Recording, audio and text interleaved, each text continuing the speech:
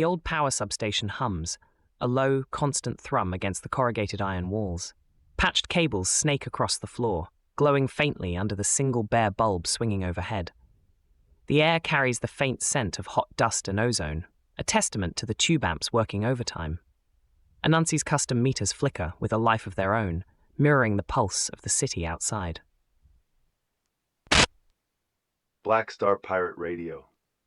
Across Singapore, the dial sits at 88 Fahrenheit, under shower in vicinity. Winds are moving from the south-southeast at 7 miles per hour. Welcome back to TogeeVision, where the signal carves its own path. Tonight, we're tuning our inner compass, navigating the currents of self-worth and structural autonomy.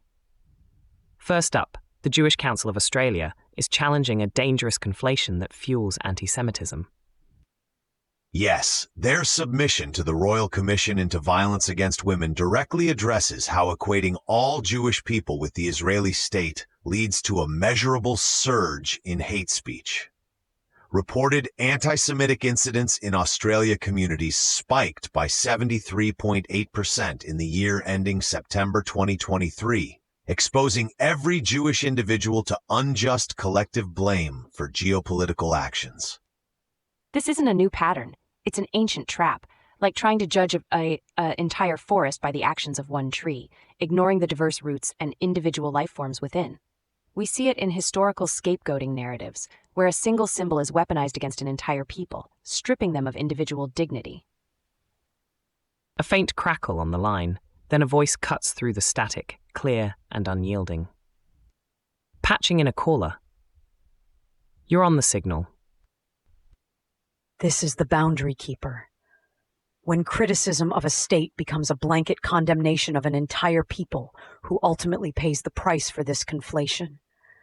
Is it just the Jewish community? Or does it erode the civic architecture for everyone, making all groups vulnerable to similar attacks and weakening our collective consent? Copy that, bringing it back to the main thread.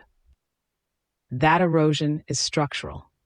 A viable alternative is for the Royal Commission to explicitly recognize and condemn this conflation in its final recommendations. For a next move, we should push for community groups to launch open-source educational modules on Jewish identity, distinct from Israeli state policy, distributed through local libraries and civic centers. Hold that thread. Next signal. KPMG leaked confidential Optus information and surveilled whistleblowers. That blurring of lines, that systemic breakdown of trust, where architects of security are implicated in its breach, leads us directly to the next signal. The integrity of corporate investigations is under fire, with shocking allegations against KPMG. During a parliamentary inquiry, it surfaced that KPMG, hired by Optus to investigate a massive 2022 data breach affecting nearly 10 million customers, not only leaked confidential details, but also allegedly surveilled the personal laptop of whistleblower Christy Chong, violating her privacy and chilling future disclosures. This exposes KPMG's ethical conduct and Optus's oversight. This feels like the fox guarding the henhouse, then installing cameras to catch the chickens talking amongst themselves. The very mechanism meant to bring transparency is twisted into a tool of control, turning truth-tellers into targets within their own digital space, betraying the provenance of their information. Patching in a caller. Go ahead. When a firm like KPMG, entrusted with sensitive data and investigations, is accused of such breaches, who pays the ultimate price?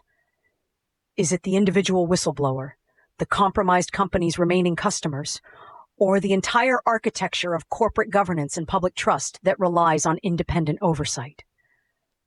The cost is shared, but the whistleblower carries the heaviest burden.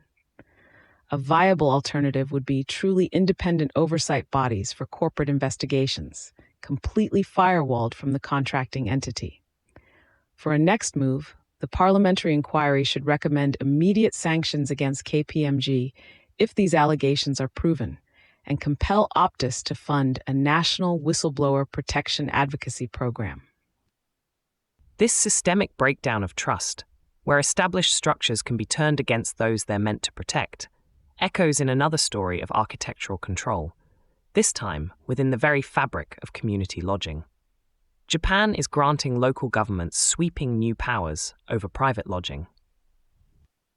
The proposed amendment to Japan's Hotel Business Act will empower municipalities to outright ban short-term rentals, like those offered on platforms such as Airbnb, in specific neighborhoods or during peak seasons. This directly impacts an estimated 80,000 registered private lodging properties and potentially millions of tourists annually, exposing property owners and the sharing economy model. This is a direct response to the ghost town phenomenon, where once vibrant neighborhoods become hollowed out by transient visitors, like a digital parasite consuming the local rhythm and displacing long-term residents. The spirit of omotenashi, wholehearted hospitality, is being overwhelmed by sheer volume, losing its dignity. There's a caller on the line. If local governments can simply ban private lodging, who truly benefits? Does it restore community or just funnel visitors back into traditional hotels, leaving small-scale operators and local homeowners who rely on this income out in the cold? What about the consent of those property owners? A viable alternative is not outright bans, but a tiered licensing system with strict quotas and community benefit clauses, allowing local residents to collectively decide on specific zones.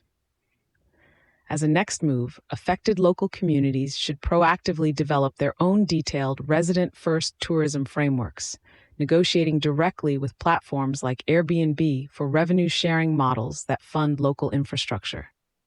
The tension between communal well-being and individual economic opportunity, the struggle to balance local needs with global flows, is a constant thread in our evolving architectures.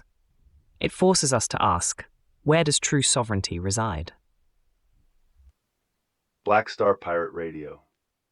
Continue the signal at TogeeVision.com. Tune in, Sparks and Stories, Gig Passport.